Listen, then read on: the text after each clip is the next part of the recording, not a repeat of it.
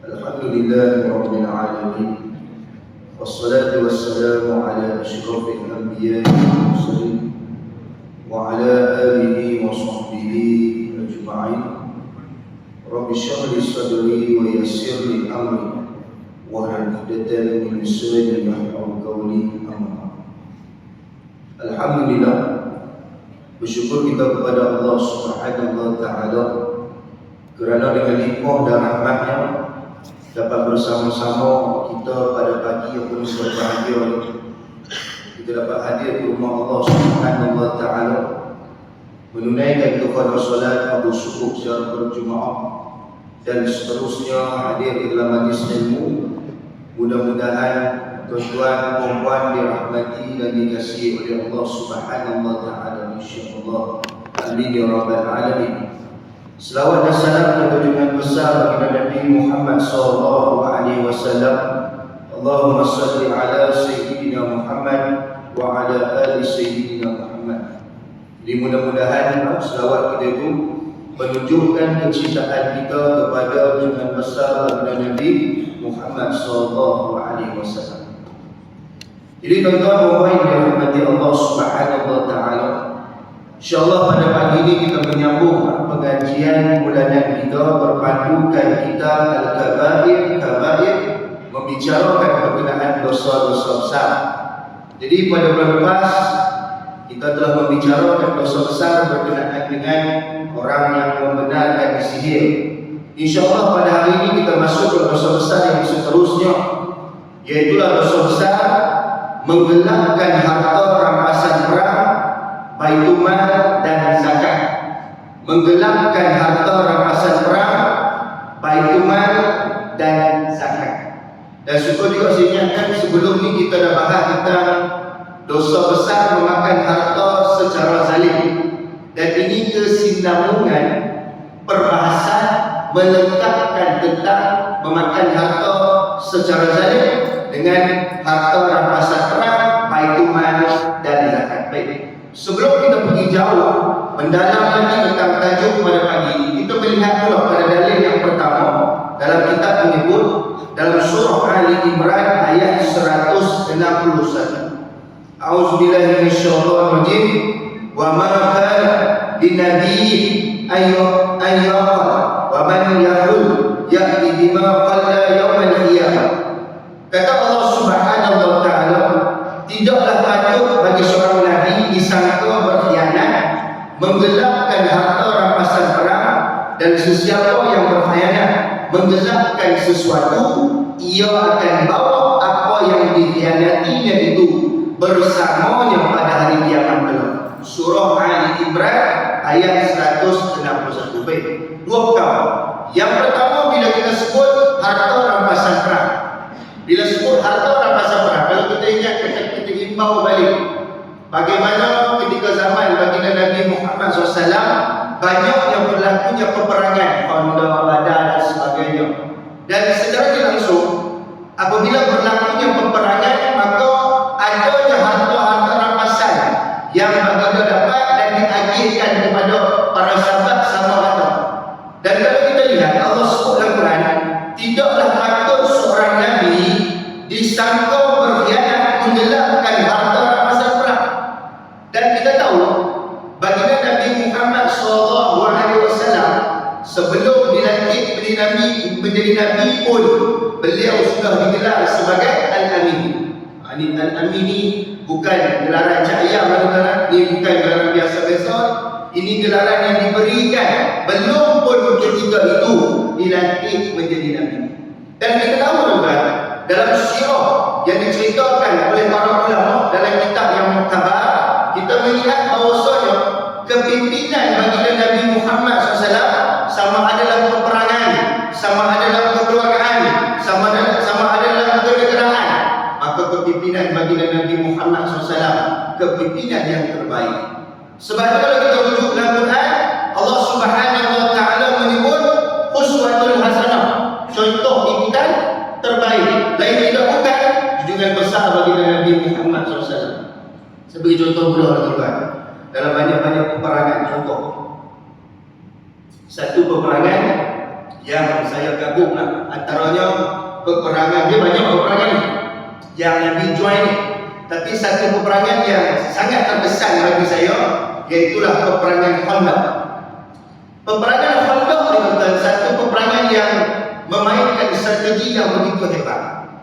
Dan kalau kita tengok permulaan peperangan itu sendiri pun, bagaimana cadangan seorang sahabat tentang menggali parit ataupun menggali lubang, datangnya daripada sahabat Salman Al-Farisi, seorang sahabat yang biasa saja, tetapi dalam mesyuarat dia antara orang yang terdepan memberi cadangan kepada Nabi, ya Rasulullah, di tempat kami kalau kami perang maka kami dari baik. Dari baik. Kenapa? Sebab bila kita musuh datang, mereka jatuhlah balik, kita selamat. Tapi nak tunjuk kata kepimpinan baginda Nabi Muhammad SAW, dia tidak mengkhianati amanah yang Allah bagi kepada dia. Dia tidak sombong, dia tidak angkuh dengan jawatan Nabi yang diberikan kepada dia. Jangan. Bahkan tentang cadangan Salman Al-Farisi tentang menggali parit itu pun, Nabi Muhammad SAW mengangkat cadangan itu, menjadikan dia kepentingan dalam peperangan Khandaq. Betul kan? Itu. Yang kedua, kalau kita tengok baginda Nabi Muhammad SAW, bukan sekadar ia itu mengambil cadangan itu, dia juga turun bersama para sahabat untuk menjayakan rancangan. Itu hebat. Hebat tuan-tuan Nabi. Dan kita tahu dalam peristiwa ini tuan-tuan, bagaimana baginda Nabi Muhammad SAW ditanya oleh sahabat, ya Rasulullah, aku tengok di perut kamu diikat tali dengan batu. Dan ini jadi saya cukup terkesan dengan cerita ini. Sebab tuan-tuan, seorang pemimpin yang hebat, Nabi Muhammad SAW, apa yang tak ada oleh dia, semua ada. Dunia ni seisinya semua tunggu dia. Dia minta, dapat. Betul tak? Tapi tuan-tuan, humble tu baginda Nabi Muhammad SAW, dia tidak serakus macam kita. Dia tidak sebegitu. Kan? Itu pun tuan-tuan yang kesan.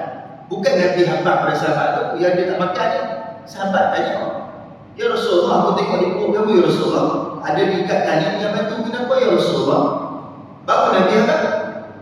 Kalau kita lah tuan-tuan, kalau kita ni tuan-tuan, kalau nak buat kerja tak makan, kau nak buat main lapak, nak gotong royong, pakai tak buat lah. Nak gotong royong pun tanya dulu, ni gotong royong makan apa? Kami golek ramai. Gotong royong makan apa? Roti canai rumah saya, banyak saya pun tak main. Bukan senang lah, nampak sekarang bukan senang. Nabi tak mengungut, tak tengok, dah. Nabi tu. Sedangkan Nabi ni tak dapat lah. Bukan dapat sikit dapat banyak. Tapi jenis Nabi Muhammad SAW, sifat yang kata apa, rahmatan lil alamin, rahmat segala alam, dia tak minta, dia tak suruh pun. Tapi sahabat tanya dia pun habaq, sesungguhnya aku lapar. Yang sebab Nabi kat batu kat perut ni pasal apa? Sebab nak tahan lapar, dia lapar. Dia tak ada setengah riwayat menyatakan Nabi tidak menjamah makanan sudah 4 hari. Ada riwayat menyatakan 5 hari tak makan.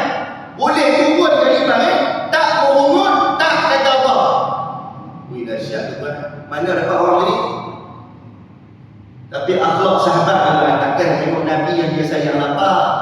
Kita dah makan kenal banyak ni, Nabi lapar. Takkan macam tu kan? Dia pun kata tak ada jadi ni, balik rumah, jumpa isteri lah. Wahai isteri ku, kat rumah kita ada apa?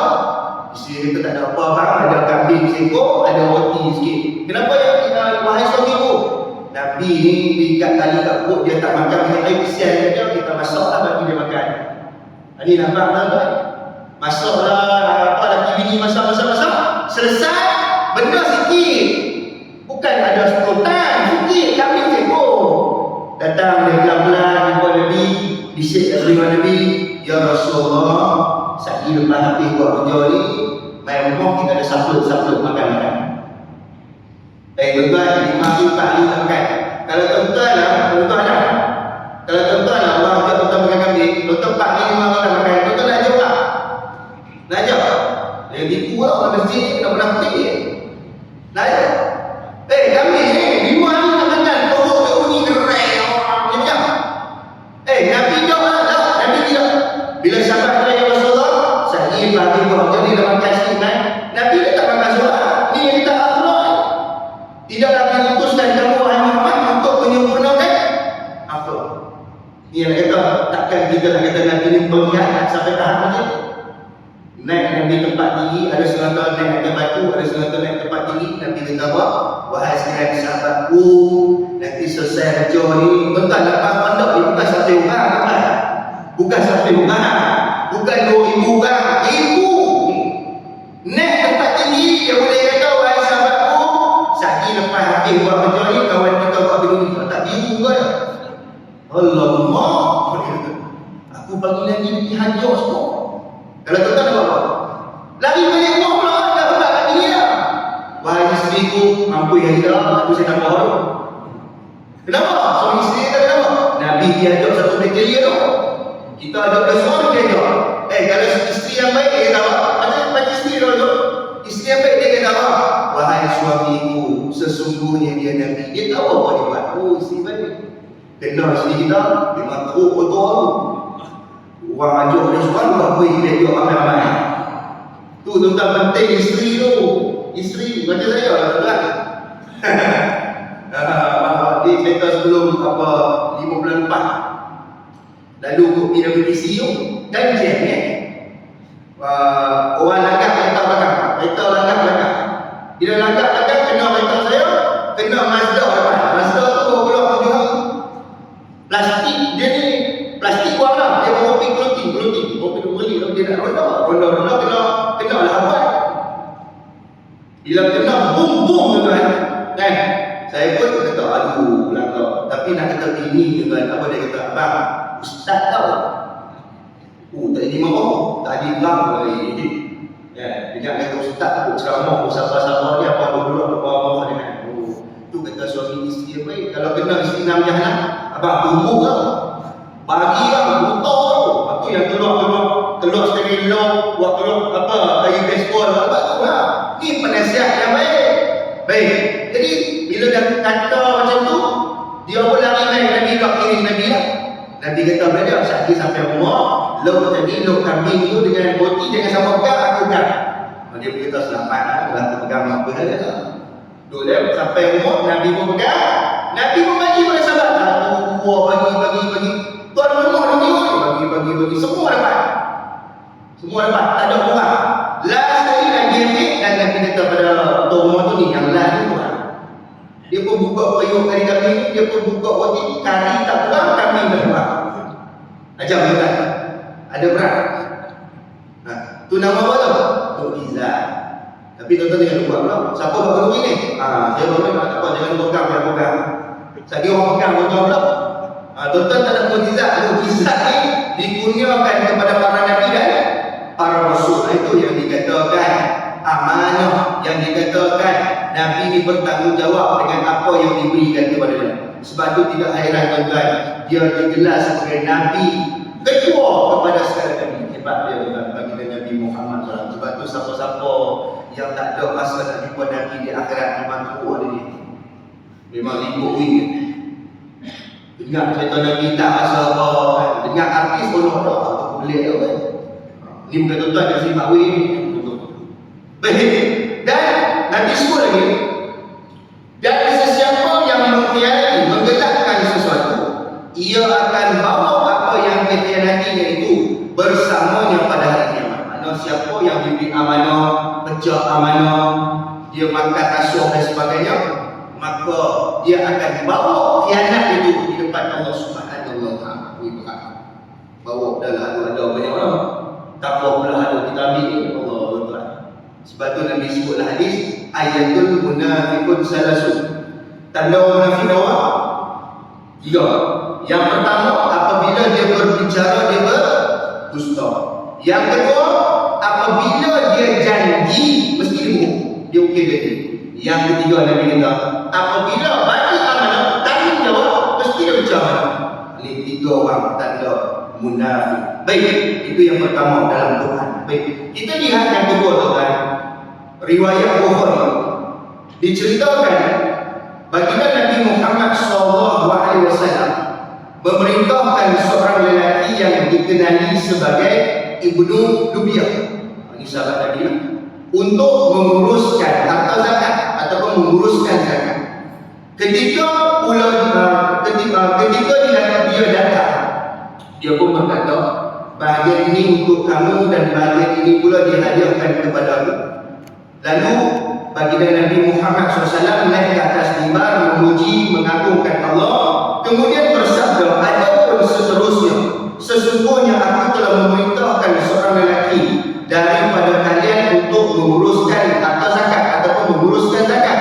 Namun dia berkata, bahagian ini untuk kamu dan bahagian ini pula dihadiahkan kepada aku. Mengapa dia tidak duduk sahaja di dalam rumah bapaknya sehingga hadiah tersebut datang kepadanya? Jika dia memang seorang jujur demi Allah, tiada seorang pun daripada kamu mengambil sesuatu hak melainkan dia akan bertemu Allah pada hari kiamat sampai mengikut. Ini siapa ni? Siapa ni? Orang yang diberi amanah untuk kolek zakat. Siapa nama tu? Ambil zakat. Tiap-tiap tahun orang tanya, Ustaz, zakat ni wajib kan? Zakat fitrah, bayar. Ambil zakat dilantik di dalam 4 bulan Ramadan, ada lah ambil zakat ni. Dekat shopping mall, dekat pasar malam, ada banyak orang tak bayar. Banyak tapi orang tak bayar pun. Tak masuk kat shopping mall, duduk lah. Mereka tak bayar, dia shopping bagi bayar. Bila bayar lah? Nak sembahyang bayar, tak cari. Mana tu ambil zakat ni? Ini nama dia apa hari bagi. Dia kata, Ustaz, bayar zakat fitrah ni afdal hujung-hujung. Mana dia dapat apa tahu? Zakat fitrah ni sepatutnya kita bayar. Tapi dia tidak bayar. Dia kan masuk satu Ramadan tu boleh bayar dah. Tapi jenis nantilah. Baju ayah tak ada nanti tu. Ni tak ada masuk Ramadan, duduk apa macam bini dah. Tahun ni tema wala apa. Baju ayah tak wajib lah. Yang wajib zakat ni bayar. Baik. Nabi cerita, aku beritahu seorang sahabat ni, nama dia Ibnu Luyah ni, suruh dia kolek zakat. Lepas tu dia kata kepada Nabi, bahagian ini untuk kamu dan bahagian ini hadiahkan kepada aku. Maksudnya apa? Tuan-tuan, ada orang kata, Ustaz, contoh kan, kalau di Selangor ni, dululah, atau ni tak betul, terlepas 7, 14, 21, betul? 7, 14, 21. Baik. Jadi, orang yang bayar zakat, dia kata, zakat saya RM7. Dia bagi RM10. Betul? Dia bagi RM10. Mana lebih? Lebih RM3.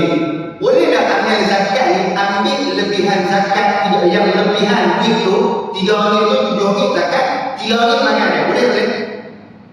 Hukumnya boleh? Yang disebut dalam hadis ni, Nabi kata, lelaki itu kata, bahagian ini untuk kamu dan bahagian ini dihadiahkan kepada aku. Boleh tak ambil? Hukumnya haram. Tak boleh. Lebihan zakat sama ada dihadiahkan ataupun disedekahkan. Ambil zakat haram ambil. Kalau rujuk fatwa Kuala Lumpur, rujuk fatwa Selangor sama. Tak boleh ambil walaupun sumpah. Betul. Kadang-kadang ada orang dia bagi ni lagi. Ni RM7, saya bagi ni zakat RM3 ni buat haji buka puasa. Kan betul kan? Jadi kita boleh ambil tak? Tak boleh ambil. Ini dah dia. Tapi Ustaz, dia bukan kata zakat, dia hadiah. Oh, dia tak. Disebut jelas tadi, bahagian ini untuk kamu dan bahagian ini dihadiahkan kepada aku. Hadiah ni apa? Sedekah, hadiah, haji. Tak ada kena zakat pun. Tapi lebihan begitu tidak boleh diambil. Sebab kalau kita rujuk, orang yang boleh zakat, ambil zakat, sudah ada collection ataupun allowance dia yang diberikan oleh pemerintah. Betul tak? Kalau dia boleh ambil kaya dia tu tak? Betul tak? Tabung sampai tinggi ni lah. Kalau seorang main bagi RM3, kumpul-kumpul sebelah, wow. Habis tu Ustaz, kalau nak bagi rumah, kan ada semua orang, ada bekas lah. Dia kata tak apa haji, ni memang saya nak bagi haji kau besar. Kata ulama, ini ada orang lah, orang tanya kan. Dia bagi ni RM10, contohlah dia bagi RM10 kan, RM3 lebih. Dia tu RM3 tambah-tambah haji ambil. Dia berkeras juga. Maka kata ulama, duit RM3 tu kita hasilnya.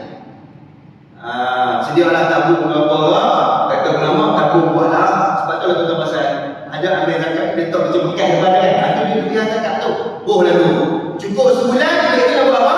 Sedekah di masjid, sedekah di surau, atau bagi pada fakir anak asnaf fakir dan miskin.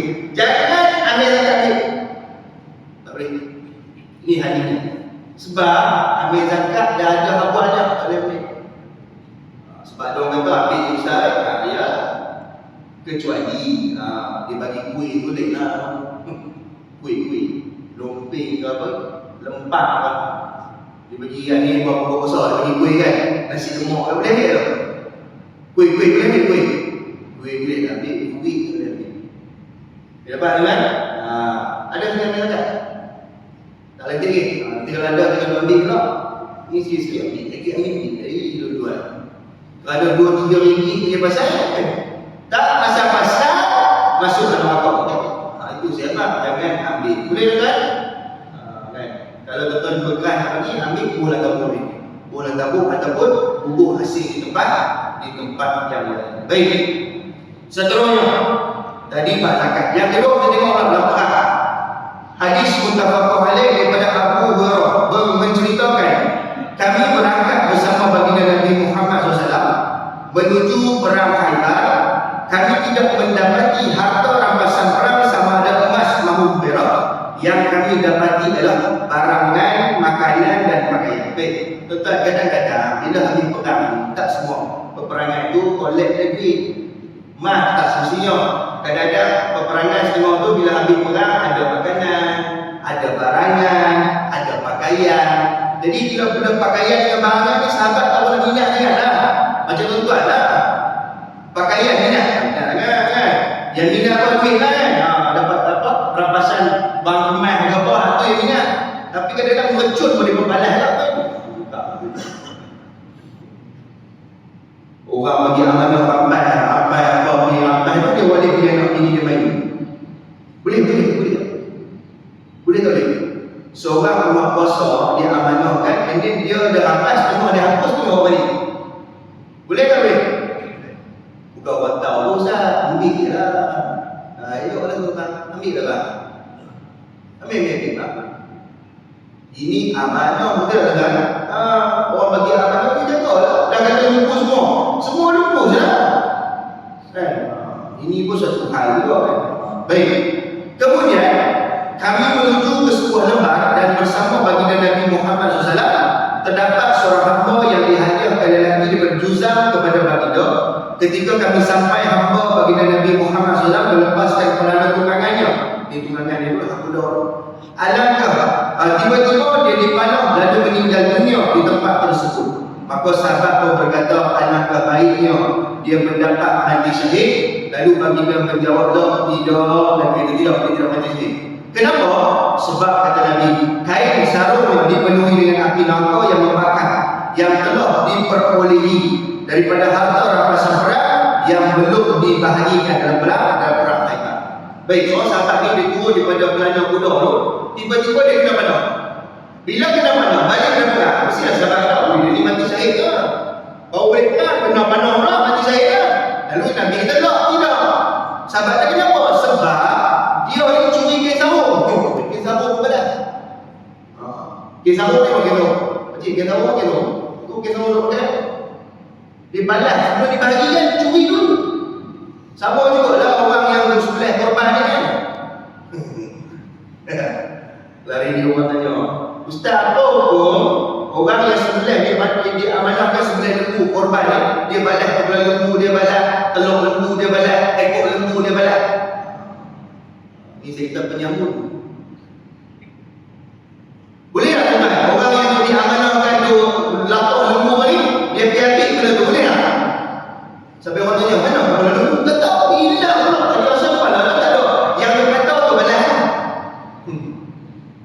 Kepala lembu dia berapa? Lembu satu, kepala ada berapa? Ada berapa? Satu. Lembu satu, telur lembu ada berapa? Dua. Batu satu lagi yang rare tu kotak lembu. Batu pun lembu tu aku dia kan batu tu. Lagi bawa kaki lembu tu sama. Tak boleh ambil. Betul tak? Tak boleh ambil. Ni duk ambil simpan ni. Bubur ni, selok ni. Lepas tu ada beg hitam bawah tubuh. La haula wala punya nak menyambung je tuan. Tak tahu lah tuan. Sebab tu Nabi kata kain sarung pun, Nabi kata pada sahabat ni, kain sarung itu pun dipenuhi dengan api neraka. Kain sarung, bukan kereta, kain sarung. Lalu tuan, bila Nabi kata sahabat itu tidak mati dalam syahid, dia mati dalam keadaan masuk neraka, maka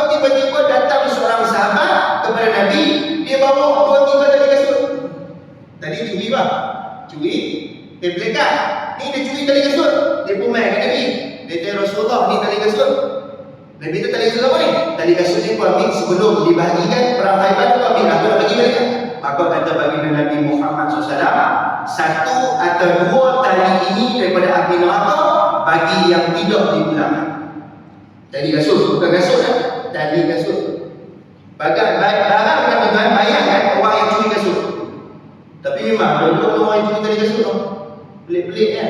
Tali kasut pun dia minta. Sebab dulu kan, remaja-remaja kan dia suka tali kasut kan? Dia tak suka kasut. Tapi tuan-tuan, kita yang mana bila keluar masjid, tali hilang, kasut ada sakit hati. Lumrah ni lah. Keluar rumah, kereta ada, tayar tak ada. Sakit hati tak? Tayar pak-pak tak ada. Kereta ada, tayar tak ada. Sakit hati tak? Kalau hilang semua tu, okey, sikit lah kan. Dia tayar. Duduk situ sejam dia mati tu. Bodoh. Tetapi nak kata tuan-tuan, kita mencuri, kita ambil hak orang, walaupun tali kasut sekalipun, masuk dalam neraka. Jangan ambil hak orang. Tapi itulah kadang-kadang tuan-tuan yang dirahmati Allah Subhanahu Wa Taala. Ada orang ni tuan-tuan, dia lemah untuk berbuat yang demikian. Baik, seterusnya. Ulama menyatakan dalam banyak-banyak hadis menyatakan kezaliman itu terbahagi kepada tiga. Yang pertama, memakan sesuatu secara batil, ambil secara salah. Ambil secara tidak betul. Ini batil lah. Batil tidak betul lah. Maksudnya bukan cara yang syar'i. Sama lah yang kita bincang-bincang, pecah amanah dan sebagainya.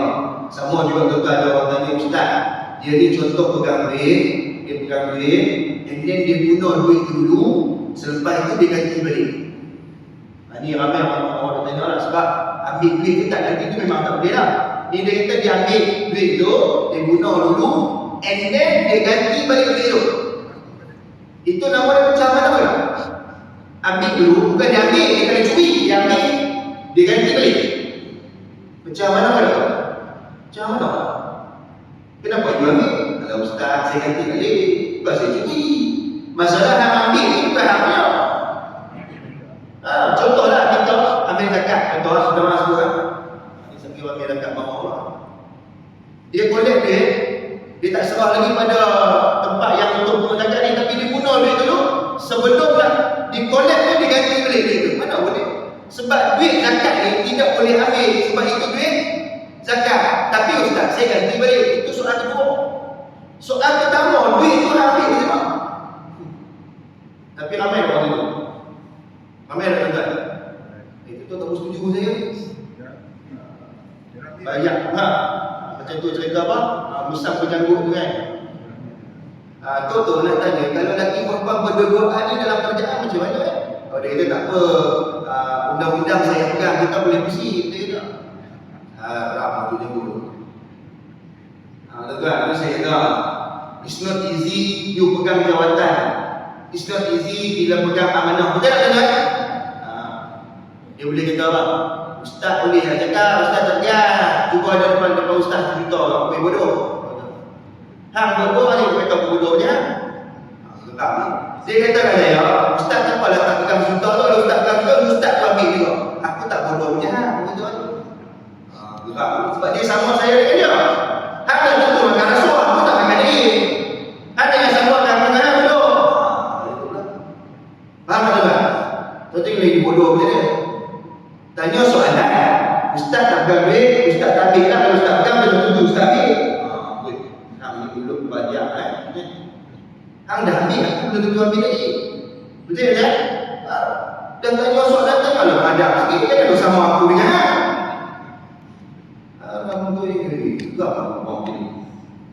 Tanya pagi-pagi soalan boleh ke mana?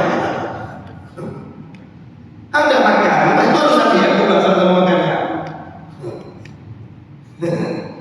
Itulah tuan-tuan, yang kata dia tuan-tuan.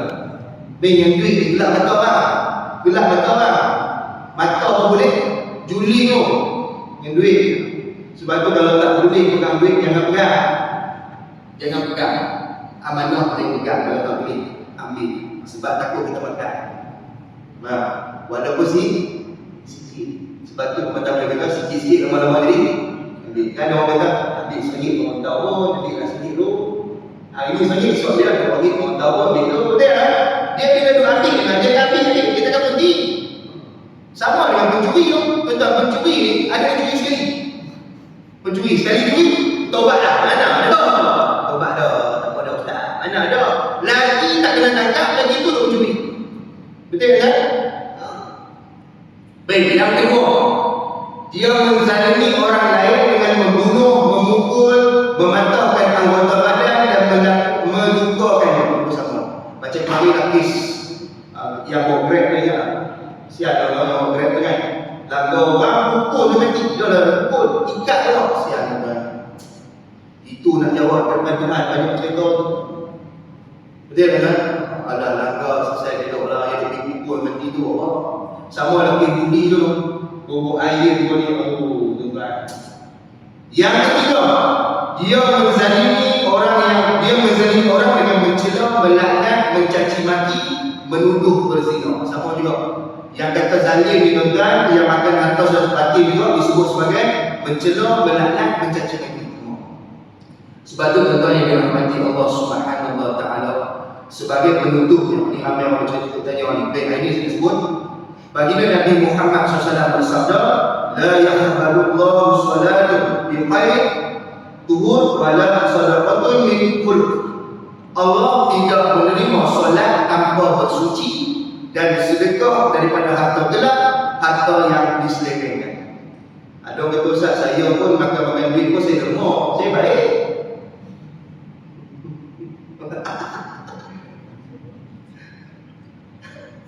Saya makan-makan pun saya bagi Tuhan. Aku boleh orang ni. Makan-makan, saya makan-makan, bagi-bagi. Saya macam Robin Hood. Tengok cerita Robin Hood ni, Robin Hood ni. Robin Hood ni kan baik, saya tahu. Dia pergi sambung orang, dia bantu orang susah. Sebab tu Robin Hood ni. Dia sambung orang yang zalim, bukan orang yang baik. Dia sambung orang zalim. Memang memerah tubuh hati dia zalim, dia sambung. Dia bagi orang sikit. Dia bagus lah ni. Dalam Islam boleh lah. Perbuatan tidak menghalalkan cara. Saya makan rasuah masjid saya buat. Buat macam tu macam tu saya buat macam rasuah. Itu orang ni. Ataupun benang 2 ekor bayar zakat. Ni ada orang tanya ustaz, apa hukum benang 2 ekor bayar zakat? Sudah tuan. Dapat 2 ekor bayar zakat, tak dapat 2 ekor tak bayar zakat. Itu pun pelik juga. Apa hukum? Dapat 5 ekor bayar zakat, boleh tak? Ni disebut hadis dah. Sedekah yang daripada sumber yang haram dia tidak dikira. Tapi dah sedekah tak bayar zakat pun tak tanya apa saya bagi dia. Dia tidak dikira zakat sebab duit itu duit haram. Sama lah tuan-tuan pergi tahlil, tuan-tuan pergi kuih tahlil orang berduri kan. Tuan-tuan makan dia buat kambing 50 ekor, tuan-tuan makan lama-lama sambil dia makan dia kata berduri tu buat ni semalam 6 ekor tu buat berduri tu. Tuan-tuan dah makan kambing tu, dia buat apa? Buat berduri tu 2 ekor semalam. Dah makan lagi, dah makan lagi. Tak kambing tu sedap lah. Umur 4-5 talan. Tiba-tiba kawan-kawan bilang, aku dah beli kambing tu ni berduri lagi duit tu imam perempuan dia 2 ekor. 2 ekor. Toto.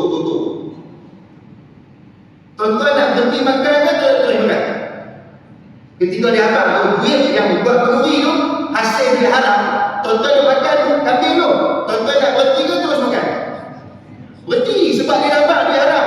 Melainkan dia tak faham. Dia tak faham. Tapi dia tanya orang, imam berduri ni duit ni buat duit berapa? Tapi dia boleh nampak. Jadi Islam tak suruh macam tu. Kan? Sama juga lah. Tuan-tuan kahwin, yang bini tuan-tuan kan tuan-tuan tanya, ya, sebelum yang kahwin apa, yang pernah tangan satu. Islam tak suruh macam tu. Apa kata hati leman, hati bakar. Yang aku lah tuan-tuan. Betul tak betul? Sama juga lah semangkuk tu main kereta ustaz. Ya Pak, kenapa? Saya ni ustaz jahat dulu. Habis tu? Tapi saya dapat suami yang baik. Baguslah. Tapi ustaz saya rasa tak kenal lah ustaz sebab dia terlalu baik.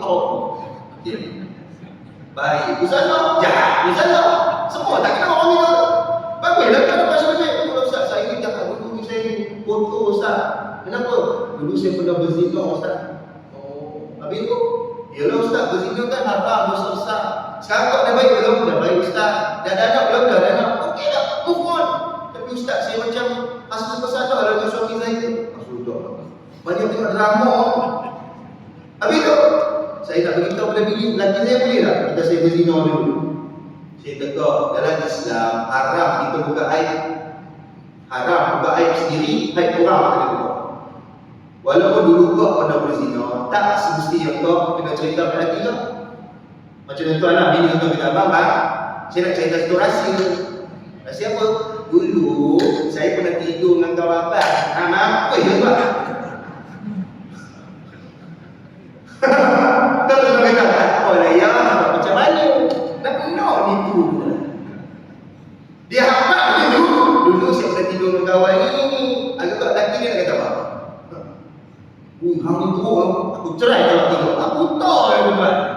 Islam tak suruh. Aib ditutup. Sebab tu baik kita dengan sebab aib Allah tu tutup. Kalau Allah tutup aib kita, kita tuan. Betul tak? Dulu tuan jahat dulu. Tuan ni tangguh pula kira. Dulu lah baiklah kita sikit dulu. Dia tak mahu, saya tak mahu dulu jahat. Dulu jahat. Lah baiklah. Dulu masa muda-muda, dulu besoklah muda hanya sekali. Tuan-tuan, dulu mana ada orang dunia ni malaikat Nabi, mana ada orang dunia ni gelap baik. Allah, mana ada jahat sikit, nakal. Sikit-sikit kacau nak orang kan. Ada sikit dia dululah. Kalau ada bini tak mani, bini galak. Dia cegih kali syahid pun. Kalau tak mani. Ya. Bagus dia bini galak pun. Sebab lelaki takut sikit. Tidak lelaki nak kocak. Lelaki ni matang dibuang dia. Orang lelaki ada peluang lagi. Jangan bagi peluang. Jangan bagi peluang. Dia dah berapa mampu jangan bagi peluang. Sebab tu tuan-tuan dalam nanti Allah lihat, harta haram tidak boleh. Sama juga lagi nak murah masjid boleh. Jangan pula duit haram tuan-tuan bagi orang buat murah masjid ni. Kan? Duit haram ni kan? Dia kata anak saya dah makan, ustaz bagi dia makan sekali. Harta makan haram bagi orang makan mahal. Hang tanggung dulu. Kan? Sebab tu hati-hati tuan-tuan. Sebab duit yang haram dia akan berkembang. Betul kan? Dan sebagai penutup pada hari ini tuan-tuan, sedikit pesanan saya. Duit haram dia tidak boleh bercampur dengan duit halal. Kan tuan-tuan? Duit haram tetap haram, halal tetap halal. Faham tak tuan-tuan? Sebab ada orang kata ustaz, duit haram ni 10,000, duit haram 10,000, duit halal 30,000, bercampurlah ia campur 30,000 banyak pada 1,000, maka hilanglah 10,000 yang haram itu, halallah dia. Mana betul ni? Aku begini. Faham tak tuan-tuan? 30,000 yang halal, 10,000 yang haram. Bila campur 30,000 dengan 10,000 ni 40,000. 10,000 sudah dipadatkan kalau 10,000 lebih kecil daripada 30,000. Wah, ini matematika hebat. Tuan-tuan, 10,000 campurlah dengan 30,000 pun, campurlah 1 juta pun, haram ke tak? Ustaz, kalau saya ustaz, duit haram ni ustaz kan? Saya tak makan, saya beli kereta je. Yang haram makan tu ustaz kan? Yang haram tu makan kan? Mantap ayo. Haram tu makan, saya beli kereta, saya buat rumah, itu saya tak makan duit haram ni. Saya tanya pada dia, rumah siapa duduk? Rumah yang mamak tu, duit haram duduk, lembu. Saya ada ustaz, haram juga ibu nak manfaat. Faham tak? Pelik orang kita.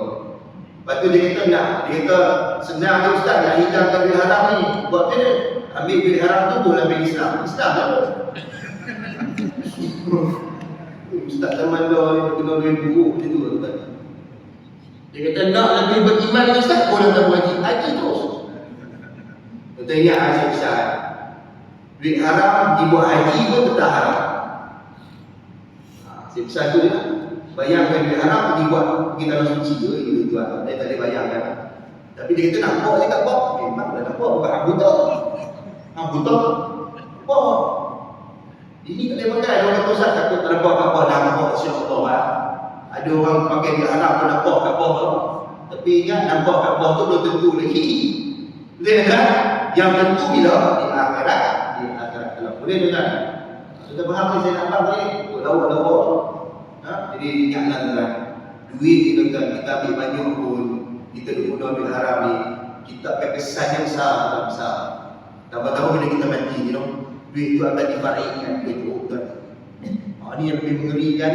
Saya sebut sebab ada di kalangan kita ni, ialah biasalah dia dah mati tapi isteri dia tahu suami dia makan rasuah. Bila suami dia mati, dia tahu yang duit yang hasil yang suami dapat ni hasil rasuah. Suami dia tak dapat tapi tahu, tapi dia biasalah suami isteri mesti dah tahu kan. Lepas tu dia pun takut lah. Yang perhatian yang masa lelaki hidup tu makan sama-sama. Bila lelaki mati tutup pula. Itu ustaz macam mana Ustaz? Duit yang lelaki sekian, Ustaz semua duit haram. Mana kau tahu? Dia cerita saya. Habis tu sebelum ni kau dah guna tu. Sebelum ni guna lah dia mati lah, saya tak pakai lah tu. Maknanya duit yang hasil rasuah yang ditinggalkan tu boleh makan tak? Boleh makan ke tak? Tak boleh makan. Dan tidak boleh difaraikan. Sebab benda tu haram. Tapi kalau tak tahu difaraikan, dalam kubur tu farai kelima majlis marketing besar. Tahu betul tak? Dapat kalau tak pakai cicit sampai kiamat tu guna duit haram. Oi, kita dalam kubur tak kedam ah. Balon setiap hari. Ice blended setiap hari. Lah, ada pizza ke? Jadi fikirlah tuan, saya bangun lagi fikir. Ambil banyak pun, ada banyak duit haram ni buat. Alah senang sah, susah pun sah saja ni. Cukup sekarang tu, boleh tak? InsyaAllah. Sucikan diri, ikhlaskan hati. Sebenarnya dekat Ramadan ni, sucikan diri, ikhlaskan hati. InsyaAllah mudah-mudahan Ramadan yang akan datang ni Allah terima segala amalan kita. Jadi tuan-tuan, kita jumpa lagi pada kuliah kita pada bulan depan bulan Ramadan ni. Mudah-mudahan Allah panjang umur kita untuk kita dapat masuk dalam bulan Ramadan yang akan datang. Tak lama dah, lebih kurang 15 hari lagi. Mudah-mudahan Allah dapatlah bagi kita peluang. Tuan-tuan masuk Ramadan tadi. Nah, Ramadan dah semua makan banyak. Waktu tu Ustaz semua Ramadan ni masih Ustaz bukan sampai terawih. Sebab di masjid makan sedap. Biarlah dia tuan-tuan dia jadi main masjid. Dia nak makan kedai apa dia main masjid. Jangan kata apa. Kalau setahun sekali main masjid ni, masjid tidur ni, main Ramadan. Biarlah dia tuan-tuan. Yang penting dia datang. Cukup sekadar itu, tangguh kuliah kita pagi ini dengan tasbih kafarah dan sunat.